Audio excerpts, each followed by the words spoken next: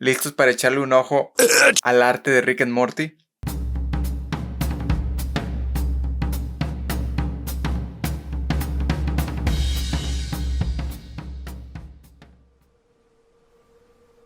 Este es el libro 1, entonces supongo que nada más estaremos viendo contenido de las primeras temporadas. Yo soy fan de Rick and Morty. De hecho, mi gato se llamaba Morty, que en paz descanse. Morty Pie.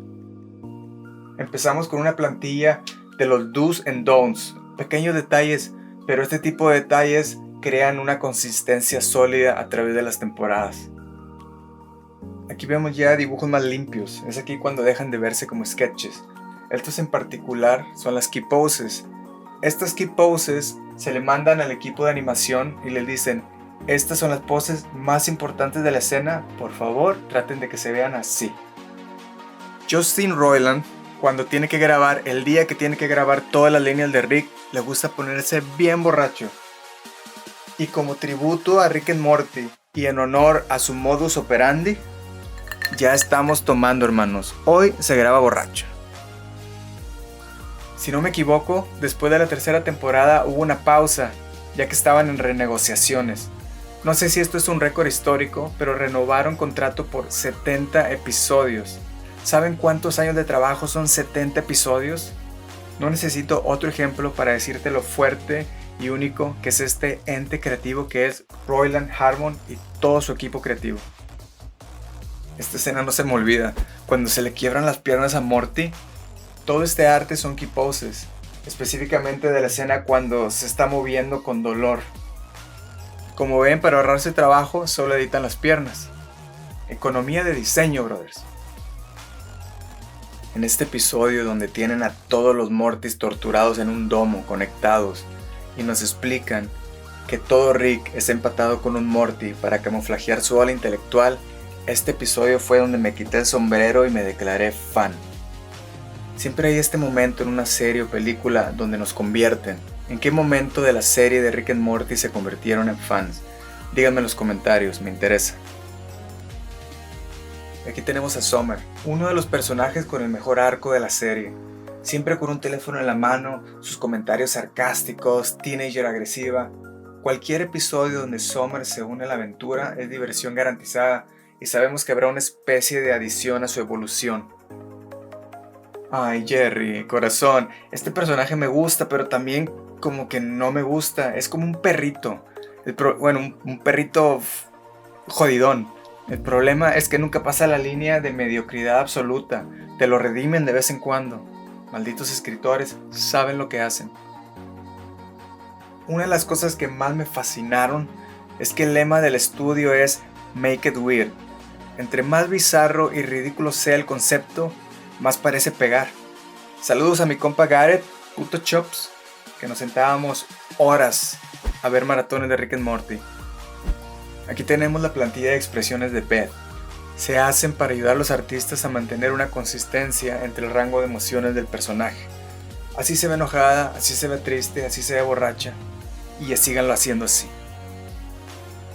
Aquí dice que la Xenobeth fue uno de los personajes que causó más dolor de cabeza por su complejidad, porque con tanto detalle era muy difícil de animar, entonces la estaban constantemente rebotando ideas hasta que la simplificaron y llegaron a este resultado final. Más no siempre significa mejor. Third Person me encanta, aquí vemos un montón de iteraciones por las que pasó y muchos sketches, a mí me encantan los sketches. Y aquí tenemos unas fotografías de las patoaventuras de él y Rick cuando eran jóvenes. Este tipo de detallitos están muy chidos. Squanch.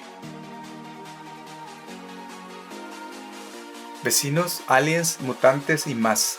Siempre bienvenida a esta sección de monstruos. Lawnmower Dog, uno de los primeros scripts que se produjeron. La idea era que Snowball iba a ser tan inteligente que íbamos a ver diferentes tipos de mechas, de trajes.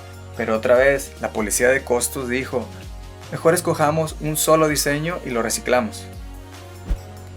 Economía de diseño. Ya lo empujé mucho. Los Mysics. Fíjate que a mí se me hacen meh. O sea, si me invitan a una fiesta sí voy, pero no compraría una de sus camisetas. No sé si me entienden. Chair People. Este es el vivo ejemplo de cómo una idea simple y loca puede despegar.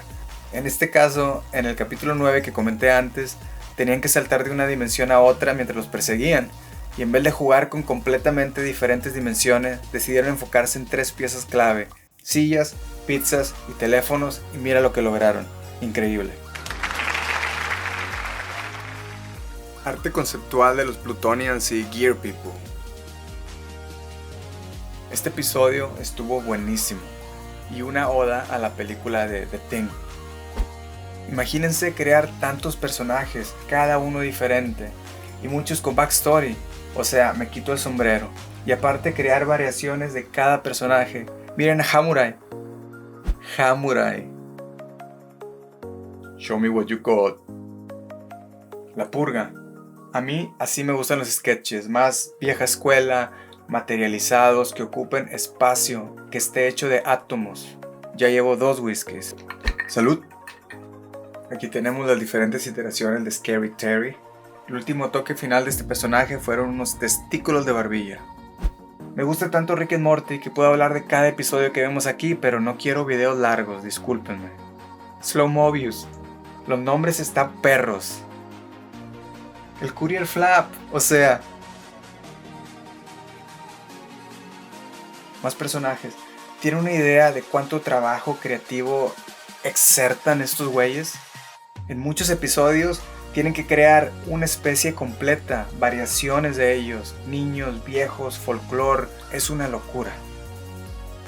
¿Cuánta tecnología no tienen que crear para esta serie? Y todas tienen que diferenciarse unas de otras. Siempre viajan a diferentes dimensiones y cada dimensión tiene que tener su propia tecnología, ropaje, paleta de colores, armas. Un dato curioso que es que para todos los artilugios de Rick tenían que ser grises. Una para darle una idea de que son más o menos homemade, de partes usadas y recicladas, y otra para diferenciarlas fácilmente de toda la demás tecnología alienígena que predomina en la serie. El cable interdimensional es una de las mejores ideas de toda la serie. Me sorprende la manera en que vomitan tantas ideas descabelladas. Detective pierna de bebés. Eye hole lovers. No tengo ni idea cómo traducir eso. O sea, es una locura. Un plumbus. Yo quiero tener uno y que esté así aguadito. Me pregunto qué textura tendrá. Ver la cantidad de tecnología y diseño conceptual de armas me dejó con la boca abierta. Ahora, su diseño ambiental me deja anonadado, estupefacto y todo lo demás. Tiene que crear una ridícula cantidad de universos, con sus respectivos paisajes, arquitectura, paleta de colores, fauna y flora, y hasta a veces sus habitantes con variaciones, y el ping pong de arte conceptual que esto conlleva. Me encanta la paleta de colores de la taberna, lo voy a implementar en una de mis pinturas. Hint hint, visiten mi página personal donde está todo mi arte. Para hacer el diseño ambiental de Past Bedtime Land, le dijeron a los artistas que imaginen la pintura más feliz que puedan y la dibujen. Cuánto contenido, cuánta variación, cuánta creatividad, por Dios. Salud. La arquitectura de la ciudad de Engranaje está especial. El microverso.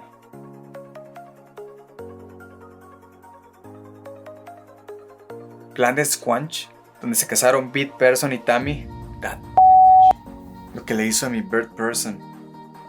Estoy impresionado con la cantidad de trabajo que se produjo para las primeras temporadas y su modus operandi. Si me dejaran proponer con libertad las ideas más descabelladas que se me ocurrieran, yo estaría feliz quemando mi velita como ellos lo hacen. Y siento no se guardan mucho, son dadivosos. Nos regalan 2 o 3 historias locas y complejas en un solo episodio. Crean universos y especies enteras que tienen menos de 20 minutos de pantalla.